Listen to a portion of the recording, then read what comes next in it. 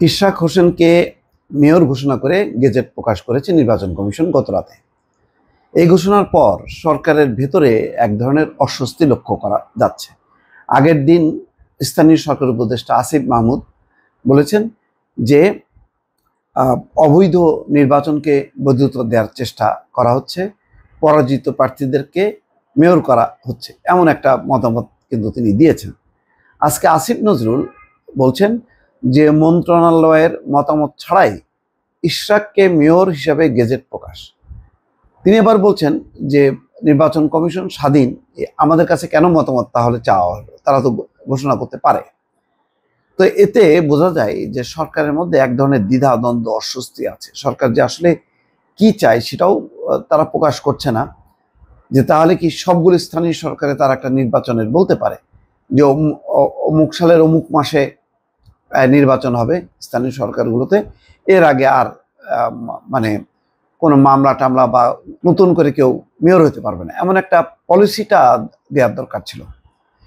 যাই হোক, এখানে যেটা বলা হচ্ছে যে ঢাকা দক্ষিণ সিটি কর্পোরেশনের নতুন মেয়র হিসেবে বিএনপি নেতা ইশরাক হোসেনকে মেয়র হিসেবে গেজেট প্রকাশের জন্য নির্বাচন কমিশন মন্ত্রণালয়ের মতামতের জন্য অপেক্ষা করেনি। নির্বাচন কমিশন মন্ত্রণালয়ের মতামতের জন্য অপেক্ষা করেনি। তাহলে কি নির্বাচন কমিশন বায়াসড, এমন প্রশ্ন কিন্তু আসতে পারে মানে এই কথার প্রেক্ষিতে।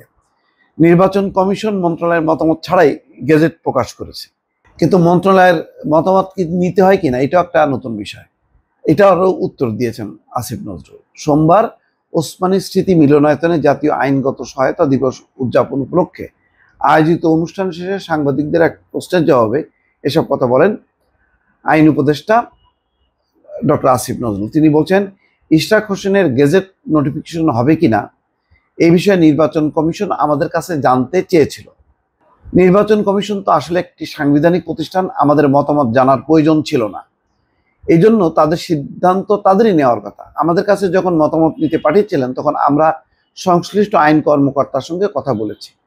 এতে আমরা জানতে পেরেছি নির্বাচনী যে প্লেইন্ড আছে সেটা নাকি পরিবর্তন করা যায় না, কারণ সেখানে নাকি হাইকোর্টের রায় রয়েছে। আইন উপদেষ্টা বলেন, ইশরাক সাহেব নাকি পরবর্তী সময়ে প্লেইন্ড পরিবর্তন করেছিলেন। সেজন্য আমরা দ্বিধান্বিত ছিলাম এটা কি গেজেট নোটিফিকেশন হবে নাকি আপিল করতে হবে।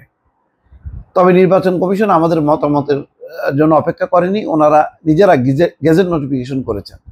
এখানে আমার বলার কিছু নেই। তো যাক, এমন কথাটা যেভাবে উপস্থাপন করা হলো তাতে কিন্তু মনে হয় যে সরকার মনে এটা ঠিক ভালোভাবে নেয়নি, অনেকটা কি বলে মানে হজম করতে হয়েছে বিষয়টা, তেমন দাঁড়ায়। বিশেষ করে আরেক উপদেষ্টা, স্থানীয় সরকার উপদেষ্টা, স্থানীয় সরকার প্রতিষ্ঠানগুলোর নিয়ন্ত্রণকারী যেই মন্ত্রণালয় স্থানীয় সরকার মন্ত্রণালয়, তার উপদেষ্টা আসিফ মাহমুদ সজীব ভুইয়া, তিনি পরিষ্কারভাবে বলেছেন যে পরাজিতরা মানে আইনের আশ্রয় নিয়ে মেয়র হওয়ার চেষ্টা করছেন, আর বলেছেন যে অবৈধ নির্বাচনকে বৈধতা দেওয়া হচ্ছে। তারপর আসিফ নজরুলের এই বক্তব্য, এতে মনে হয় যে সরকার সম্ভবত এটা ভালোভাবে নেয়নি। দর্শক ভালো থাকবেন, আল্লাহ হাফেজ।